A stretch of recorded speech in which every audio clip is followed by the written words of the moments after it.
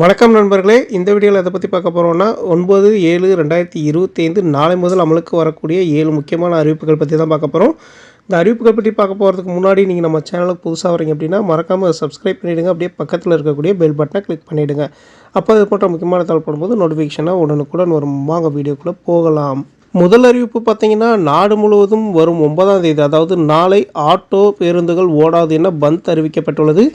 விலைவாசி உயர்வு, வேலைவாய்ப்பின்மை உட்பட 17 அம்ச கோரிக்கைகளை வலியுறுத்தி வேலை நிறுத்தம் அறிவிக்கப்பட்டுள்ளது. அடுத்த அறிவிப்பு பார்த்தீங்கன்னா, பீகாரில் சட்டசபை தேர்தல் விரைவில் நடைபெற உள்ளது. இதனையொட்டி மாநிலத்தில் உள்ள அனைத்து அரசு பணிகளிலும் பெண்களுக்கு 35% இடஒதுக்கீடு வழங்கப்படும் என்று முதல்வர் நிதிஷ்குமார் அறிவிப்பு வெளியிட்டுள்ளார். அடுத்த அறிவிப்பு, திருச்சி கோட்டா ரயில் பாதைகளில் பராமரிப்பு பணிகள் நடைபெற்று வருவதால் விழுப்புரம் புதுச்சேரி பயணிகள் ரயில் 10ஆம் தேதி முதல் 5 நாட்களுக்கு ரத்து செய்யப்படுவதாக தெற்கு ரயில்வே திருச்சி கோட்டா அலுவலகம் தெரிவித்துள்ளது.